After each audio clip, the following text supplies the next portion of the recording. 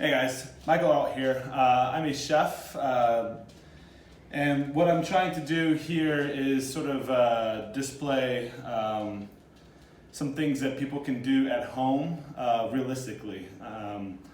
We all love watching celebrity chefs do their thing on YouTube or their Instagrams and things like that.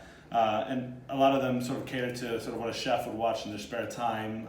But it's sort of been forced to my attention via my wife that a lot of people who maybe don't know some of the more basic things of cooking or don't have that confidence to engage in those basic things of cooking, they don't know what some simple methods may be. And so what I kind of want to do is just sort of bring something extremely simple and realistic to everybody's attention that they can all feel confident enough to give a go at. With basic ingredients that are actually going to be in your pantry, no rare vanillas from some foreign land of Madagascar's highest mountain or something silly like that. Just a few ingredients, a couple pans, and a little dose of reality. So what we're doing today is we have some very thick bone-on pork chops, sort of like a bit of a porterhouse. So what you have here is actually a part of the loin and a part of the tenderloin that goes along the back side of the pork itself. So in steak terms, of course, porterhouse would ring a bell. Essentially, this is your New York strip on this side, and this would be your tenderloin. So what we're doing is we're just gonna do a real basic sear and quick oven roast on this with some red potatoes. And then I'm gonna make a very quick and basic mustard onion gravy, if you will. That can all be done within about 20-25 minutes without a ton of guesswork. The ingredients, as you see, are incredibly simple. We have just an onion and some garlic, a little bit of lemon for the sauce, some whole milk, could be cream, could even be creme fraiche, same quantities, and some chicken stock, whole grain mustard. You could use Dijon, or I wouldn't recommend yellow, but maybe a brown mustard or something along those lines, and some flour. If you don't want to have any gluten in this, you can certainly substitute a little bit of cornstarch and mix it with a bit of water to add to the sauce to thicken it.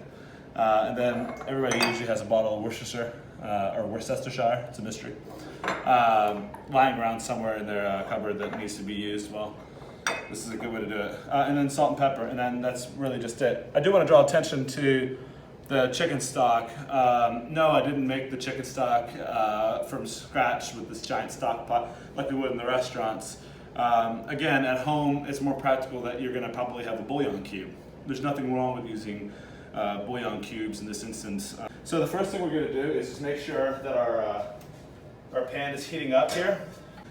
You do wanna make sure you have a cast iron or maybe a really good nonstick pan that can hold its temperature very well. If you don't own one, I deeply suggest to invest. It'll be your best friend. It needs to be oven safe because you're going to want to go in and out of the oven. So let's get started real quick. We're just getting the pork going. And everybody always asks me, what did you season things with? And it's always an interesting question. Salt and pepper is 9 times out of 10 all I use. And I think what people say, oh, that's a lot of seasoning. That's the right amount of seasoning. I think it's the biggest issue. So people don't know how to season the right amount. And with a large piece of meat like this, you want to be sort of generous with the seasoning. You've got a lot of flesh to sort of penetrate there. And if you just kind of sprinkle it, you have that kind of bland food that everybody's always saying is missing something. Kosher salt, always kosher salt. I don't know a time I'll ever say iodized salt, maybe in pickling and preservation. Otherwise, kosher salt. The iodine in iodized salt, fun fact, actually creates it makes the salt become more salty as it cooks. So your true seasoning is never really kind of known. As it cooks, it's going to adjust and change. And really, in cooking, you want as much accuracy as you can get. Also, fresh ground pepper, it's more aromatic that way. You can certainly buy pre-ground. Those are little pepper grinders from Target. Again, I want to focus on practicality. If you can get it, get it. If not, pre-ground is certainly fine. What I'm doing now, just kind of keep my hands clean. Again, restaurants will probably have a stack of gloves next to me to use my hands, but what I do want to do is sort of just press in that seasoning into the meat. And then another thing I want to do is this big fat white cap here of fat. Make sure you sort of mop that up and give that a little seasoning as well. When chefs say fat is the best part, fat is not the best part if it's not cooked properly. Now there's not a whole lot of fat here to worry about, but maybe something like right here. The whole goal is to get it to sort of melt, and you think about when you eat a piece of bacon, you never think twice about eating the fat in bacon. That's because usually it's well rendered. It's not chewy or tough, it sort of melts a little bit in your mouth. And that's really what we're going for. Another note is that these pork chops have been out for about half an hour. Always have your proteins at room temperature. You'll hear chefs say that till they're blue in the face. That's a true fact. Even a whole chicken, I would personally take a whole chicken out maybe an hour before I actually go to cook it. This allows there to be less of a shock when the cool meat hits the hot pan. That tightens up the meat a little bit and sort of dries out the edges. When it's nice and relaxed like this, it's going to cook nice and evenly, get a nice good sear faster as well. So again, practicality. So right now, I'm going to move over to the pan. And as you can see, the pan is starting to smoke a little bit, which is certainly fine. You want to add a little bit of oil, but we're not adding a ton of oil because what we're doing is you're going to sear it and we're going to finish it off in the oven. Again, a little smoke is fine because once you add this meat, it'll cool the pan down. Then we're going to lay them down. You should always hear that noise. Sort of put up the sides there.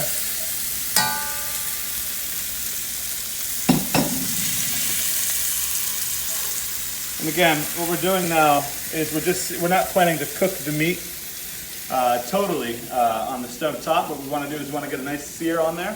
What the sear does is it actually brings out the natural sugars of the pork. I guess you could say another fun fact, caramelization is actually caramel. It's the natural sugars inside of onions or vegetables or meat that the heat is going to draw out and sort of melt. And it adds this natural sweetness and a ton of flavor. There are applications sometimes where you don't want that, but again, in a lot of instances, you do want a good sear on your meat to add lots of flavor.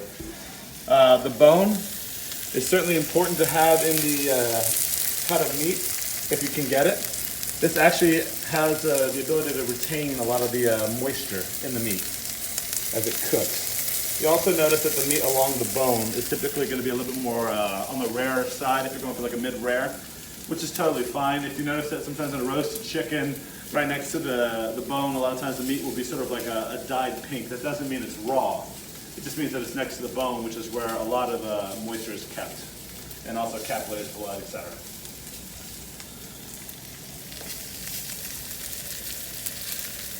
Your pan should be pretty high.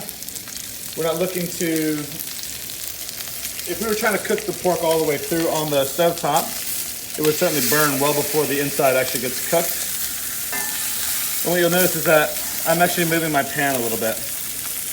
I try not to mess with the meat so much, but what you do want to do is sort of like, if you can look at the flame and knowing your fire of your stove or your burner itself, you can see one portion blowing a little bit more than the rest. That's going to create a hot spot. So I know that this point on the burner is going to be a little bit hotter. This just comes with a long period of time of just cooking on your stove and being familiar with your equipment. But here and there you'll see me turn things around, just sort of rotate that hot spot, but trying not to mess with the actual meat itself. You really want that nice hard sear.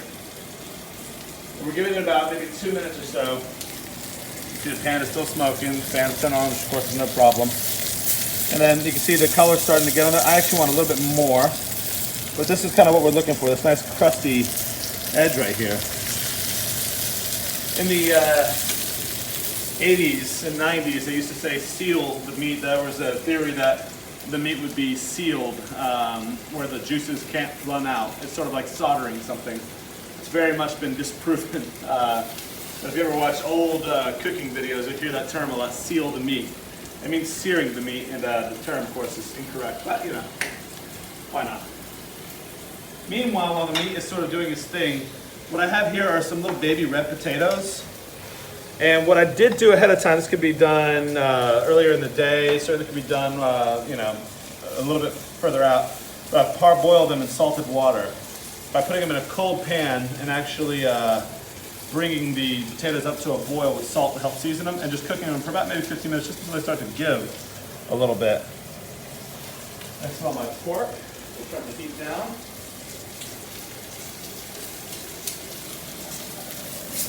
That's what we're looking for right there.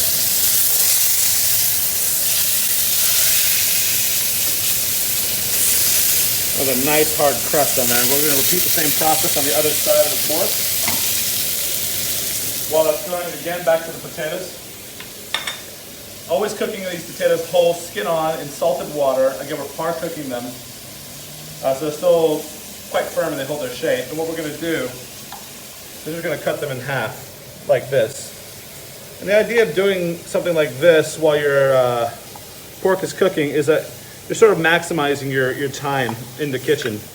While something's going on, you're multitasking so that things don't become as laborious as they can be or as involving.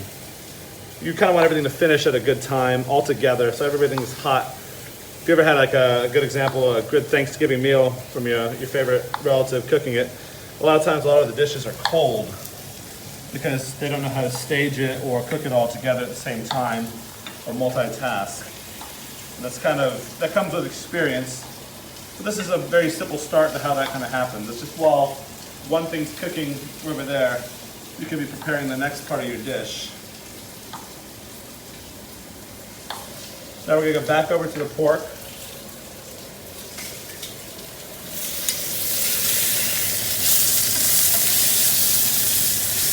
Looking good. So what I'm going to do now at this point here is I'm going to crank the heat for about 30 seconds. Just make sure this pan is ripping hot. I want this bottom portion of the pan to stay hot. And you can repeat this method with steak, with chicken breasts. But we want the pan piping hot. Again, a good cast iron so that it'll hold that heat. So when I put it back in the oven, it's going to continue to sear on that side while continuing to cook the rest of the meat as well. It's going to cook more evenly as well and faster. So at this point what I'll do is I'll kill the heat on the top. I'll take the pork and throw it in the oven. You want your oven about 450 to 500. I have mine at 450. And then something that we tell cooks, all the time in kitchens, set a timer. I think everybody always feels like they're ahead of the game, but if things happen and mistakes can be made, a timer can sort of ensure that doesn't happen. And start with a lower time. We're going for about a medium for the pork. I prefer mine to be medium. I find it rare to be slightly chewy. Medium at pork is a good level where the juices are still quite there, the color's beautiful, and the texture of the pork itself sort of is more tender. While the pork's in the oven, I want to get started on the sauce. So for the sauce, I'm going to need this onion here, which I've just taken the skin off. So Vidalia, you can use a white or anything like that. Sort of standard when people say an onion. And what I've done is taken the skin off, and then I've shaved the butt end of it, but I haven't actually taken all of it off, because this onion is going to be used for two different things. What I want to do is take half of this, and I'm going to actually take off the butt on this side. And then I'm just going to slice it. This is going to be for the sauce. The knife that I'm using is what we call the chef's knife. It's a French-style chef's knife. It's a Wusthof knife. It's curved on the bottom, so you'll notice that instead of hacking the board, I'm kind of going in a rocking motion. If you stare at the blade, that's how it's sort of meant to work. And I'm cutting the onions at a good thickness where I want them to keep their texture when I make my sauce. I don't want them to sort of fall apart, because I like onions, especially good Vidalia.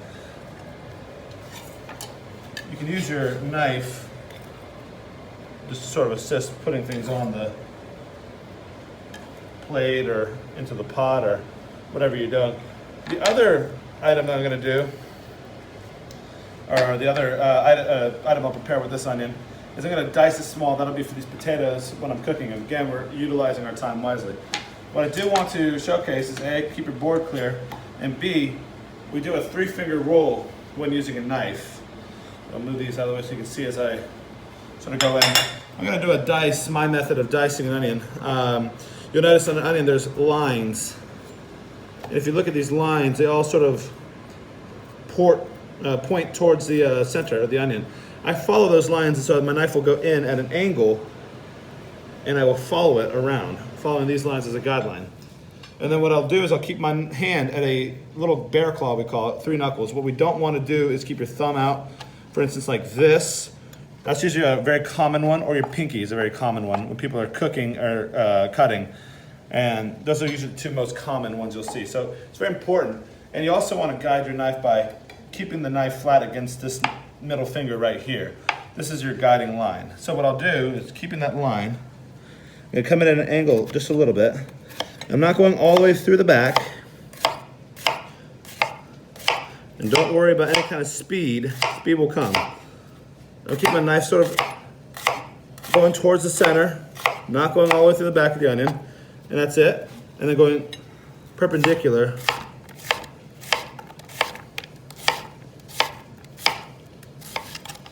And then once you get to this point right here, what you can do is you can see where the slices sort of stop. You can kind of shave it. Again, we're not in a Michelin kitchen.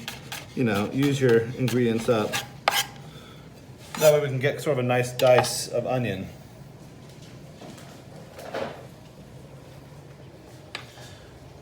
I do recommend investing in little ramekins, also good for soufflés, of course, or these guys. They're perfect for when you're cooking and sort of setting things up, sort of keeping them somewhere on the side. I know in the cooking shows, they always seem to have these at an infinite amount.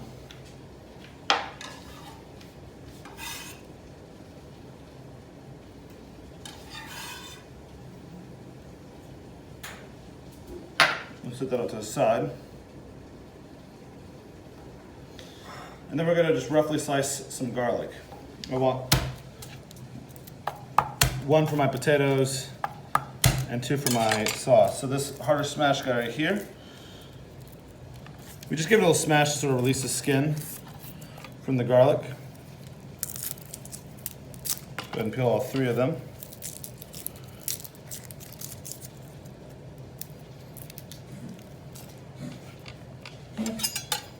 And then what we're going to do is just sort of thinly, again using that rocking motion, my fingers are still clawed, slice the garlic until we get to this butt. We don't want that butt. This bigger chunk right here, we'll just go a few slices. Nice rough chop on garlic. What I'm going to do is I'm going to add that to my onions. That's for my potatoes. These guys, again, we'll just do the same process. Give it a nice slice.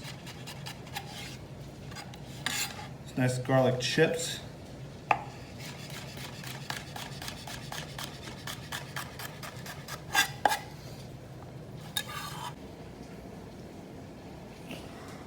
So, we'll move this way. We're gonna get going with the sauce. I've got my pan heating up nicely. Olive oil in. Good indicator that your pan is hot. If you look at the oil, how it just sort of moves around very fluently, be careful, of course, it's very hot. But once the oil moves around nice and fluidly like that, and you can also start to see little ripples of smoke, we know that we're at a good temperature. And then we're just going to add our onions and garlic. That's our pork timer. Before I check that, I'm going to give a good amount of seasoning to this. And we want a good amount of black pepper into this sauce as well. It's going to add that kind of heat au poivre kind of note to it. Bear in mind that we're going to pull this pork out and we're also going to allow that to rest. And as it rests, it's going to continue to cook. Just like I said, pulling out the pork before cooking is so important. Allowing it to rest is just as important. That allows everything to sort of relax and the juices to redistribute through the piece of meat. It always seems like you're worried that the food will get cold. Well, the pork won't. It's hot inside. That temperature won't go anywhere. So it's important to let your food sort of relax and rest with the meat. Now let me see, we're getting some nice color on this. Now a lot of people, sort of have a qualm with having their garlic this color. I ate a lot of Filipino food when I was younger at my friend's house, and one of the tricks they used to do for their fried rice was to allow the garlic to almost burn, and that created this just fantastic, aggressively toasted garlic flavor. It's very forgiving, so don't be scared to allow that heat to sort of stay with that. It's good to invest in good pots that kind of keep the heat in a certain way. versus very thin metal ones that things will turn black and sort of get very bitter and carbon. At this point, what we're going to do is we're going to add a generous knob of butter.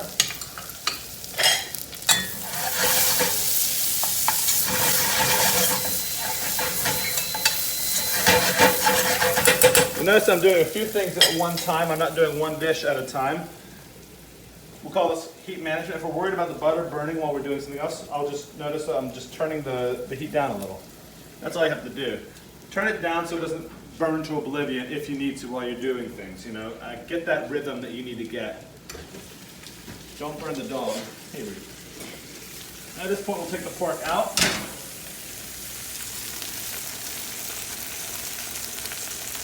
Bearing in mind that this is a very hot pan. And so what we're going to end up doing is just letting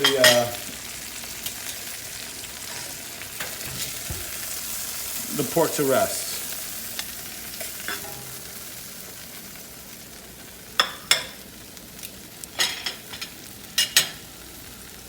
I'm going to turn the heat back onto that pan, and you'll see why. I only had 2 pans out there. But before I do anything like that, we're going to, in that pan with the butter, we're going to do what we call songer, which is a French term to just dust with flour. There's no necessary amount that we're aiming for. We just want to sort of coat everything that's in there with flour. And you'll notice it's the same process as making a roux. It'll mix with the fat, it'll dry up, and then as you mix it evenly, it's toasting the flour, which is adding a lot of flavor. And then to that, we're going to add our milk, but we're going to stir it at the same time, just to ensure that there's no lumps.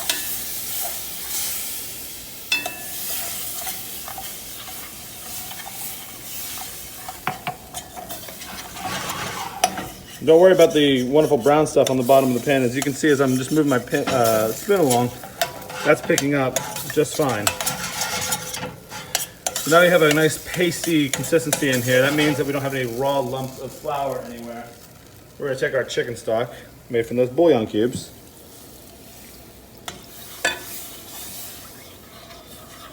We're just going to kind of stir that in as well. And you'll notice how it starts to smooth out. It's going to continue to keep thickening as the liquid comes to a boil.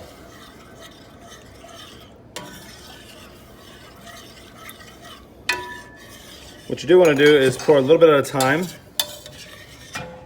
to avoid having to be so precise with your measurements, to sort of cook a little freely. Just add a little bit at a time. I'll turn my heat up a little bit.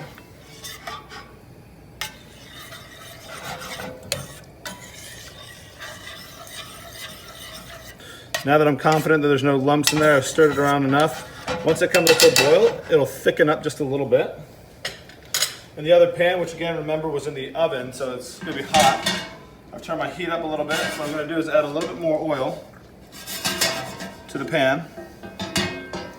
I'm gonna move that around. That's now mixed with the pork fat, the brown pork bits on the bottom of the pan. Get that nice and hot. And then what we're going to do is just sort of put the potatoes down. Started maybe clockwise, laying away from myself. I didn't plan that, but it worked out perfectly. We're going to get a little bit of a seasoning again.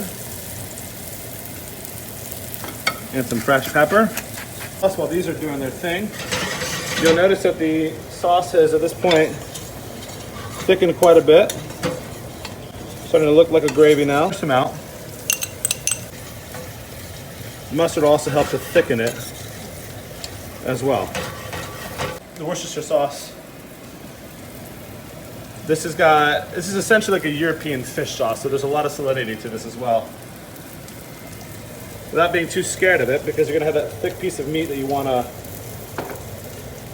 cut the richness of.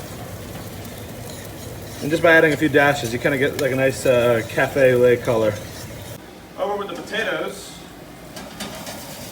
They're all still moving very freely, which is perfect. That means that they're getting a hard sear on the bottom. They're not sticking and falling apart, and that's what we're looking for. Garlic and diced onion, or chopped onion. At this point, I'm gonna add a knob of butter. I lied, 2 knobs of butter to the pan. I didn't add the butter at the beginning. If you add butter at the beginning, the butter will burn. Dish. Towel again, this is a very hot handle, it was in the oven.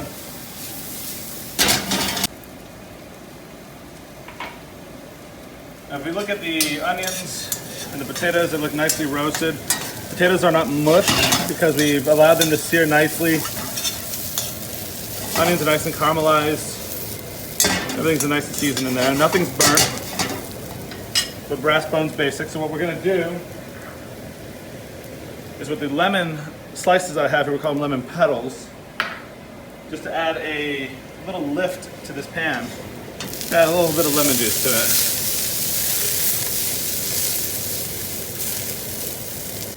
With that, we can cut the heat. So, we'll also take from this pork chops, they have one more gift to give us. This resting juice here that's just come out of the pork as it's out there. We're gonna add that to the sauce. We don't want to waste an ounce of that flavor.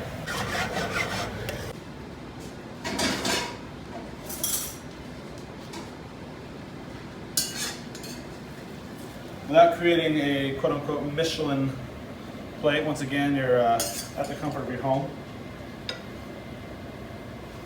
Just gonna take some of these nice roasted potatoes.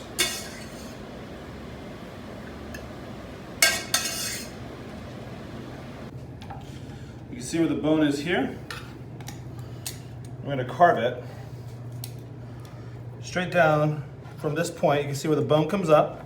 I'm gonna come in right above that with my knife. I'm gonna go straight down to that bone. Angle the knife outward a little bit. And just follow the bone. On the other side, we're going to take off a little bit of tenderloin there. So you can see it's still nice and pink. So for presentation, what we're gonna wanna do is we're gonna wanna kind of replicate the initial build of it when it hits the plate. Cutting it, not too thin, and at a very slight angle. And you can see the meat is still quite juicy. There's a nice bit of pink still kind of going in there. The fat is translucent, so it's not gonna be chewy. Coming at an angle a little bit right here, this actually helps the muscle fibers of the meat, so when you're eating it actually is a little bit more tender. And we don't cut it too thin so it doesn't get too cold too quick. It's had plenty of time to rest, and that's why if you notice my cutting board's not flooded with a bunch of juices and black. We'll fan it out nicely and lay it right alongside. We'll take the same process for that bit of tenderloin here. Put that on the side. And we're gonna take a little bit of sea salt. The sea salt, this flaky sea salt, is a finishing salt. It adds a texture, the crunch of the salt itself. Think of it like the salt on your pretzel. You want that little pop of salinity. So we're just gonna go over the top with that, being fairly generous. We'll take our very nice and simple onion and mustard gravy, kind of go right down the center. If it's a good sauce, don't be scared of it. This is the comfort of your home, what you would probably have lying around. And this is dinner, a fairly hearty dinner, very simple dinner. And that's what I'm trying to show, what I'd like to everybody have the confidence to sort of take upon themselves to give it a shot.